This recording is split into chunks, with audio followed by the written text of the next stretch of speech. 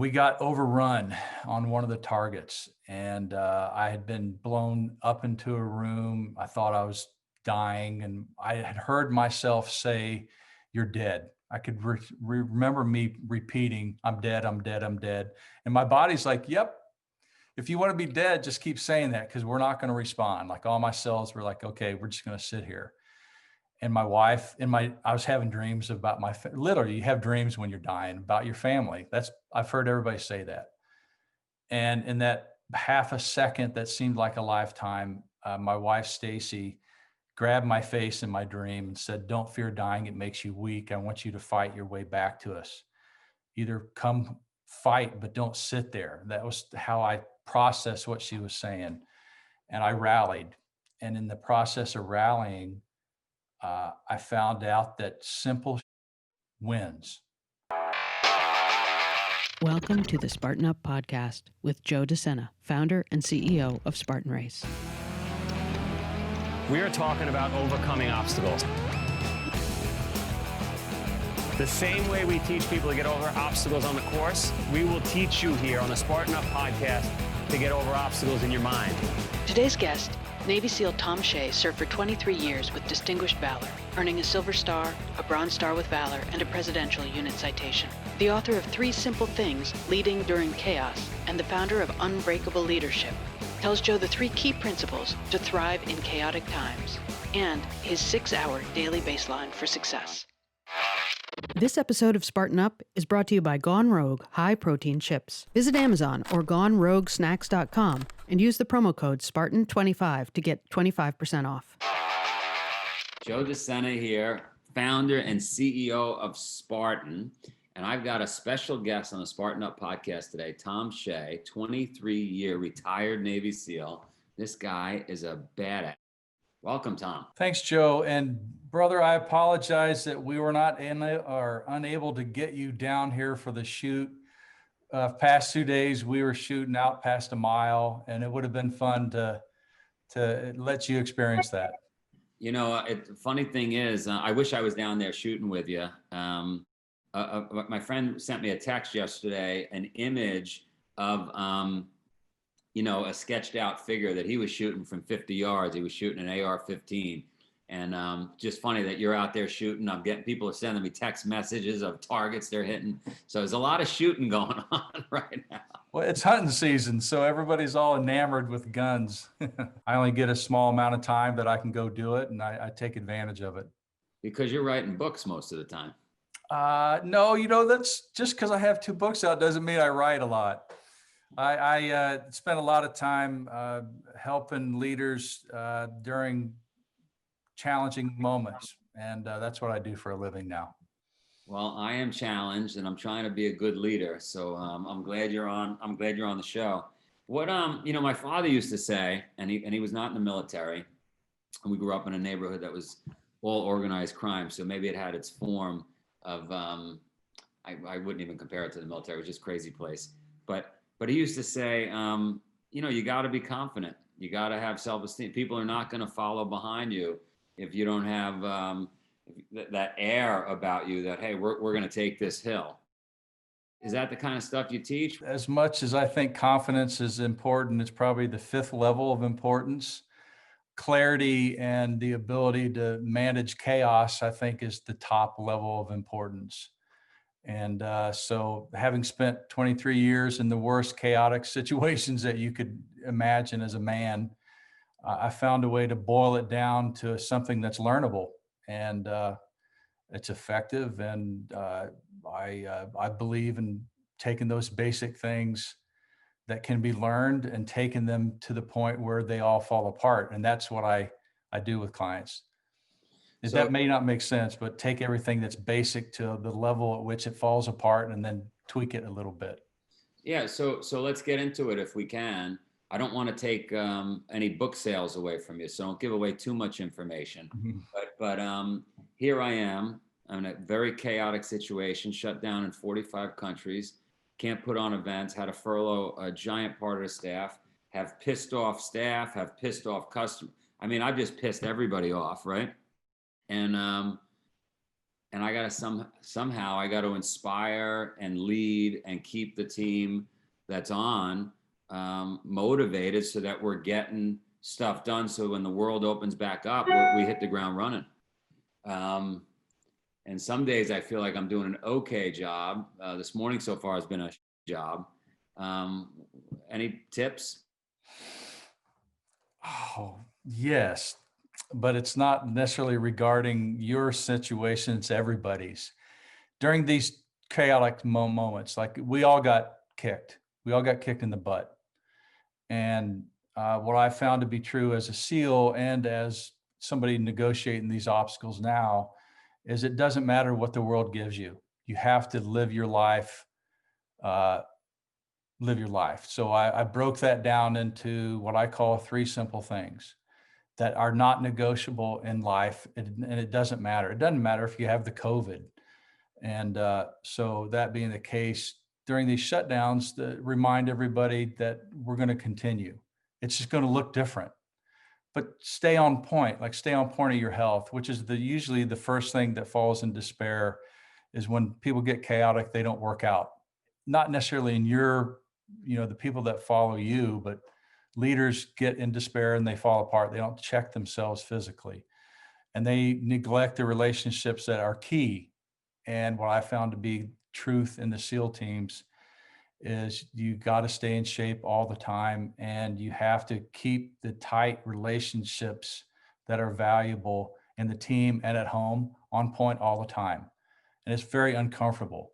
And I just developed a system of what I call 3 things to address those topics daily and it'd be not negotiable. Like you still have to be a dad, whether you want to or not. And that be the key point of being successful.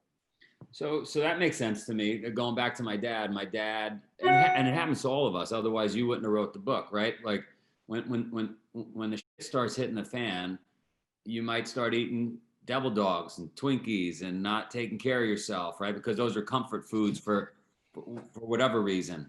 And then you're right. Then you're starting to neglect relationships. Like you're probably pointing more inward and contracting when in fact you're saying, hey, the standards can't change. I want to also acknowledge you. I've sent probably 15 clients to the different variant of the Spartan initiatives that you have out there, because I require everybody that goes through my training to have a commitment to themselves physically. And oddly, they like the Spartan stuff. And most of the leaders like it because they have to take their crew with them. So they have to lead and be in shape, and they like the whole dynamic. And I have a friend or a client that went through the one that you have in Iceland. I can't remember the name of it. The Ultra World Championship. Yeah. And so I want to acknowledge what you're putting out there because it helps a lot of human beings, whether you know that or not. I'm sure you do. And I just want to acknowledge you for that.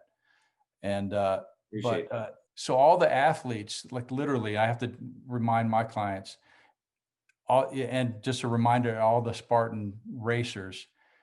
So what? There's no official race going on. Get better. Work on all your weaknesses now, because the world will change back to something of normal.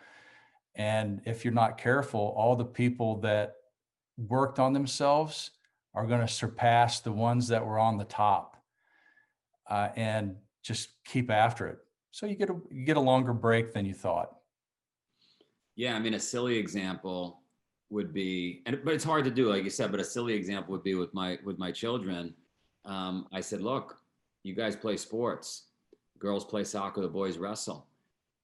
Most of your competition is on their phones. They're at home. They're not working out. We should work out 3 times as much now. Yep. We'll surpass everybody. And now they have an advantage. They have a crazy dad who's forcing them to do it, right? But I agree with you. And look, it's the whole reason we exist as a company. We want to change 100 million lives. So I watched my dad do really well in business and do really poorly at home, relationship area and in the food, health, and wellness area. And it killed him.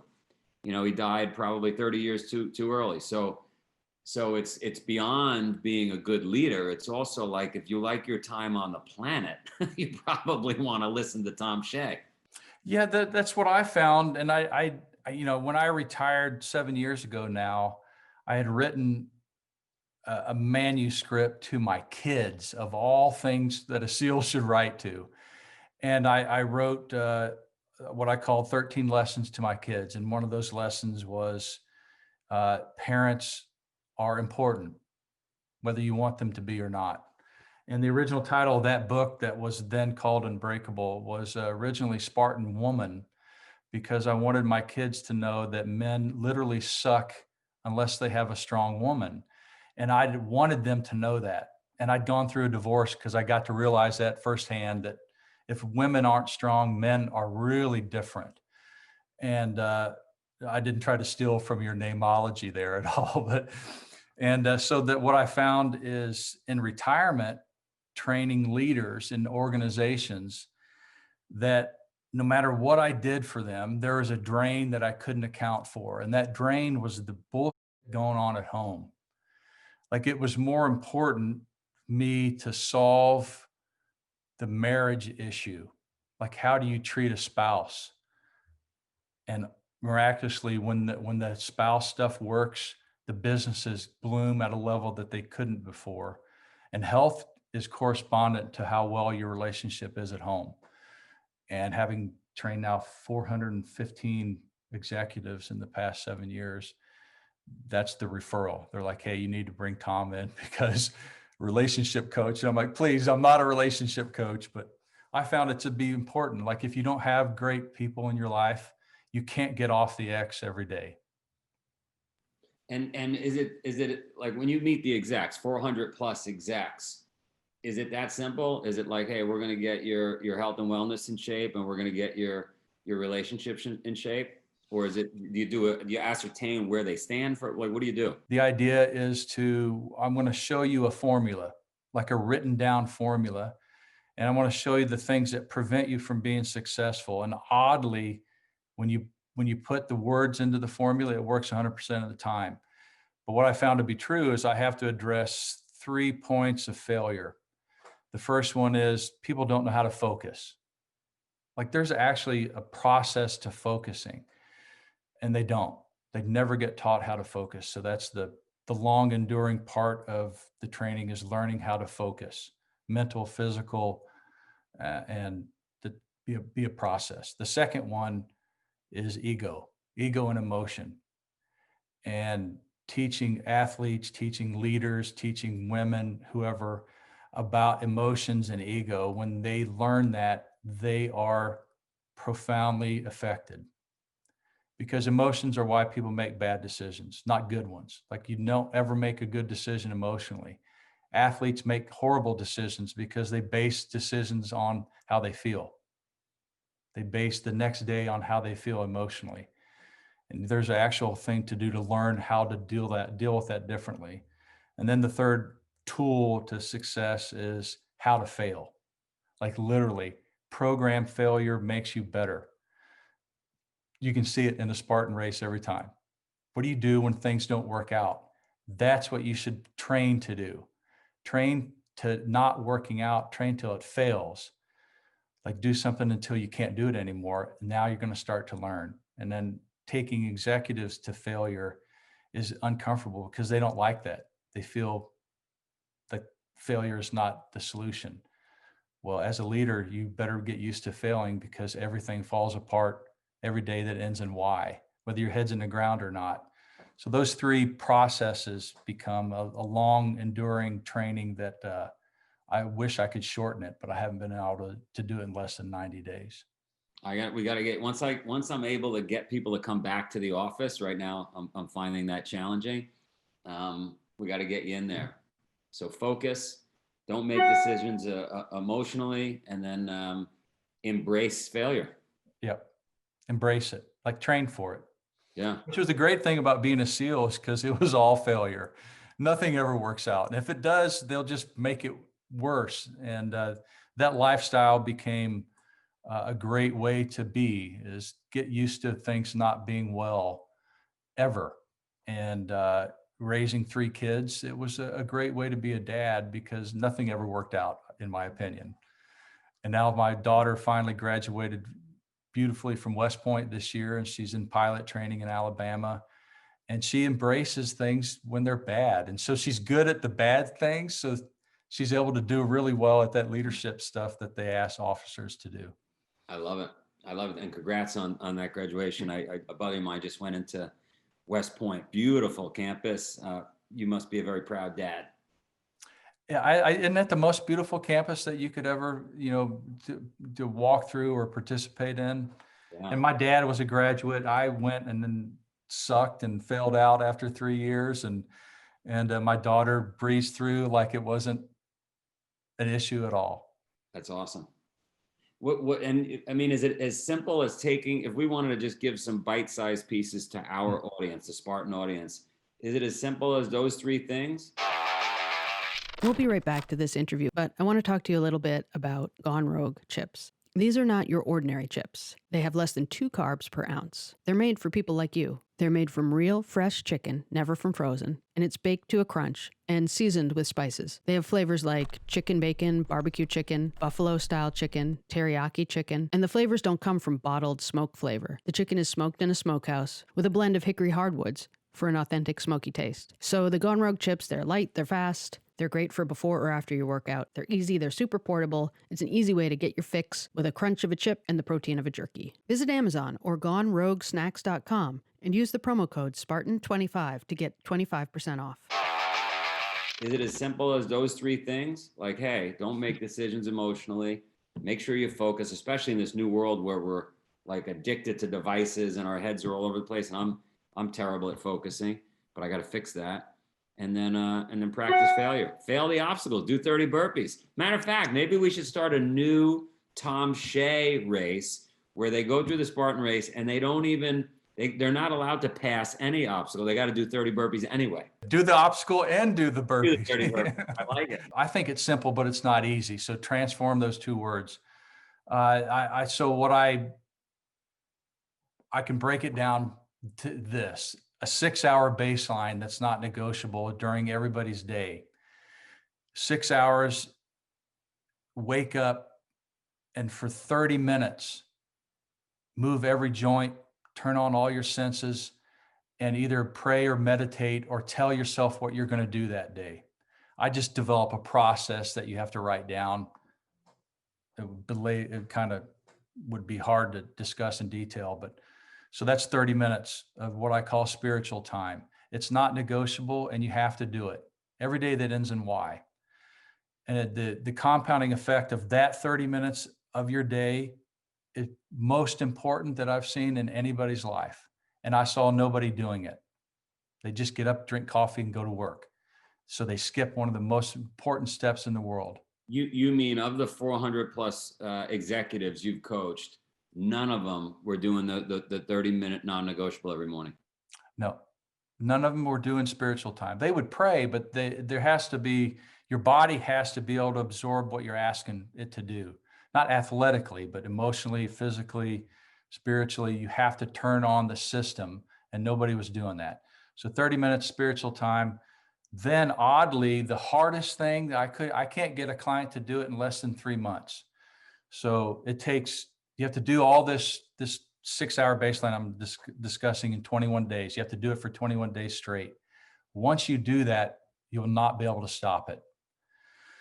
So 3 hours of spirit, or 30 minutes of spiritual, then 30 minutes of relational every day. You cannot negotiate with it. And it has to be in the morning. It can't be at night. So the morning relational time, I broke down to these 3 things. The first thing you do with your spouse, whether you're a woman or man, your spouse, whoever that is, or lover, or kids, if everybody's dead, but you have somebody that you're related to. You have to listen to what they're committed to for 10 minutes. They get to speak. You can't counter it. If they want to be an underwater builder or welder, you have to acknowledge it and say, yes, I agree. Then you get to speak committedly to them. So 10 minutes of you declaring who you are to them, what you're going to do that day. It could be basic. Hey, Joe, I'm going to go do a a marathon today. Cool. Joe knows me now. He's related to me. And then 10 minutes of intimacy every day. So listen, speak, and have intimacy every day. I still haven't been able to get an executive to do that for 21 days straight. It takes them 3 months. Once they do that, their business makes money. Like everybody around them now has a different lifestyle. And then what I call the 90 minutes of, you have to work out for an hour a day relative to what you're committed to. So if you're a Spartan racer, you have to do Spartan activity for an hour. Then you have to stretch for 20 minutes, which is the hardest thing for every human to do, to be mobile and limber. And then drink 10 glasses of water. So now we're 30, 30, and 90. And then in business, you have to spend an hour a day trying to find a new client. An hour dedicated to new client acquisition. And then an hour a day dealing with existing clients, and an hour a day being strategic. So that's 3 hours of spiritual. Then you have to, in intellectual, you have to learn something new every day. You have to get better at something you've already learned, and you have to let yourself dream unencumbered. So that equals a 6-hour baseline. And it takes me 90 days to get a client to acquire that baseline. And the CEOs love me. They're like, a 3-hour workday, I'm done. I'm actually done after the end of 3 hours. Now it's all just social networking. And so it's lethal athletically too. I love it. You know, you and I are so aligned. The 21-day thing, we're very aligned on that. Unbreakable, obviously we're very aligned. This whole unbreakable mindset, waking up early and getting it done. My wife just walked in the kitchen. The one place I'm failing, Thom, is I gotta give her 10 minutes every morning based on your new system. Meet retired Navy SEAL Thom. How do you do? Nice to meet you. Thom. So we're giving you 10 minutes a day for the rest of your life. Like the best. You're my favorite guy ever. I don't know how the other guy is. He's the best one. 10 minutes a day of just like hugging and talking and like hand holding and just talking. He's got to listen. He has to listen. Oh, I like him. Keep talking. I gotta head out, but very nice to meet you. Thom, you're breaking up. It's all static. What's Thom doing? Can he call us? So obviously the working out part, the water, all that stuff. The area I need work in is in the area, in the snuggling area. The snuggling, the listening. Yeah, which it sounds like most of your executives have that issue, but once they fix it, and I loved your sentence, has a compounding effect. I'm a math nerd. I have to measure everything. I think it's a genetic weakness. Like if it doesn't have a measurable outcome that has a math related to, like a 3x or a 2x, and if I work out, if I can't get better at it, like at a factor of something, I'm not interested. So and one of my idiot savant friends who's a mathematician, so I put him through the training, and he goes, here's the formula. Spiritual is a 13x of you being better at things. So if you spend 30 minutes a day doing those spiritual things, turn on your senses, move every joint and muscle, and pray or read the formula is what I teach people to do. That has a 13x compounding effect in your life. Like you're better at relationship because I did that 30 minutes of spiritual. And then the relational has a 7x factor. I'm like, well, 7x. If I spend time with Stacy and I listen to her and she gets to listen to me, and then we have some kind of intimacy, I'm actually a better athlete. And when you prove that to yourself, because otherwise it's a drain. Like if you don't listen to your wife or your kids, and you don't know what they're doing that day, you actually have a drain plug in your athletic performance that you can't plug up with more athleticism. So 13, 7, those three things in wealth are a 5x factor. Like if you do them, you'll get better at a factor of 5. Athletics, if you just do those three things every day of the week, even if you're sick, you have to move. You get better at a 4x.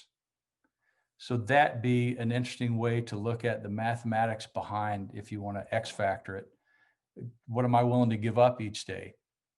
None of it. Like, it's not negotiable. And what was the hardest thing for me to do is to have executives understand that what you do at home affects how much money you make at work. Like, I'm already a multimillionaire. Okay, got it. So let's talk about home. Like, I don't care about home. The third client I trained, not to belabor it, third client I trained was on his 7th marriage. And I'm like, wow, that's pretty interesting. He goes, but I'm not going to talk about it. Okay, but I'm not going to train you then. So if we're not going to be able to put everything on the table and make it better, then it's not worth, the time spent. After a year-long training, he got his whole house together. They met. He hadn't seen his 18-year-old son in 17 years. So they all met at his house, and Stacy and I flew out there. And he said, this is the most important thing I've ever done, is put my family together. And he went out and bought, because he's an acquisition guy. So he bought the Prince brand as we were working together. He says, I can't work with women. And the owner of Prince was a woman. He goes, I want the brand, but I can't deal with women. I'm like, well, that's silly. You just don't know how to listen to him. So taught him the art and the skill, if you will, of listening to what women are capable of doing, not what they've done to you. And that was brilliant for him. And that's probably why I spent a lot of time talking about relationships, because without them, all the stuff that you're doing doesn't go very far. No, it doesn't count for nothing. And definitely, I guess if there's some pillars every day that we lean on, we probably all lean too heavily on one or two and not enough on the others, right? Yep. Everybody's good at one. Either somebody's really good at business and sucks at the rest, or they're a really great athlete, but they can't find $1 in a bank, or they're really spiritual, but they can't do anything with it. And I'm more interested in having it all. Maybe not performing at the 1% level, the top 1%, but boy, the 3% level, you can achieve a lot more, but you're just never number one. I've never known somebody who's number one that's good at everything. But number two seems to be really great at everything. And I learned that from a bunch of SEALs. Is being number one is a dubious honor, but being number two, be able to sustain yourself for a lifetime. What happened in your life that triggered all this? I know you wrote this letter to your kids, but what was it that really bubbled all this up? I was in a combat engagement in Afghanistan in 2009. And SEALs go to war. That's what you do. It's like Spartan racers race. That's the deal. And war is the greatest teacher of what is real. And we got overrun on one of the targets. And I had been blown up into a room. I thought I was dying. And I had heard myself say, you're dead. I could remember me repeating, I'm dead, I'm dead, I'm dead. And my body's like, yep, if you want to be dead, just keep saying that, because we're not going to respond. Like, all my cells were like, okay, we're just going to sit here. And my wife I was having dreams about literally, you have dreams when you're dying about your family. I've heard everybody say that. And in that half a second that seemed like a lifetime, my wife, Stacy, grabbed my face in my dream and said, don't fear dying. It makes you weak. I want you to fight your way back to us. Either come fight, but don't sit there. That was how I processed what she was saying. And I rallied. And in the process of rallying, I found out that simple wins. I knew I could shoot well, but I was panicking. Emotionally, I was panicking. And I thought to myself, I don't want to be lone survivor. And I started cowering in the corner.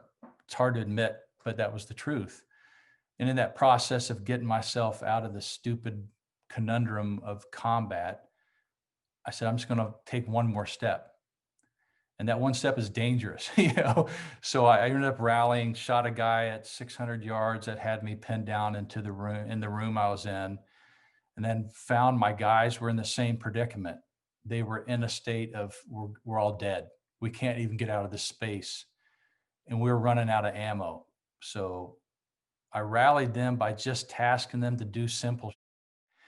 Hey, Mike, hey, John, you take all their grenades, throw them over the wall, and when you're done, come back. Other two guys get all the 40 millimeters, shoot them over the walls, or out of the compound to prevent them from moving, and do it until you're dead or you run out of ammo. And then, so we broke out of the room. We were in a big compound surrounded by 4 walls. And so we broke out of the compound or out of the room. Grenades are going over the wall. Grenades are coming back in. Guys were calmly grabbing the grenades, throwing them back over the wall. A 45-minute firefight, we're now out of ammo. And in that moment of, wow, now what do? We're in the middle of combat and we have no ammo left. A B-1 bomber checked on to the scene, and we talked him into our position. And I said, hey, you're cleared to bomb us, like drop on us. And the guys were like, yes, drop it on us. And I thought for sure the bomb was going to kill us, big 2,000-pound bomb. He dropped it a little bit further away than the X that we were on, killed 36 Taliban during the explosion, and we all survived, which was miraculous. And at that moment, I'm like, you know what? Simple wins. If you don't get down on yourself, if you have focus, keep going, have clarity, and don't worry about how up things are. Like, it's always bad. If you just keep moving and don't get all emotional about things, you can accomplish a great amount of, upside. And then I thought, how the hell do I teach somebody that? But that was the big clear moment in my life. But you forgot the most important one. Make sure you have a friend that's flying a B-1 bomber. That will drop on you. He was crying when he dropped. I've never met the pilot. I'd like to meet him, but when he dropped, he was crying into his headset because he thought for sure we'd all die.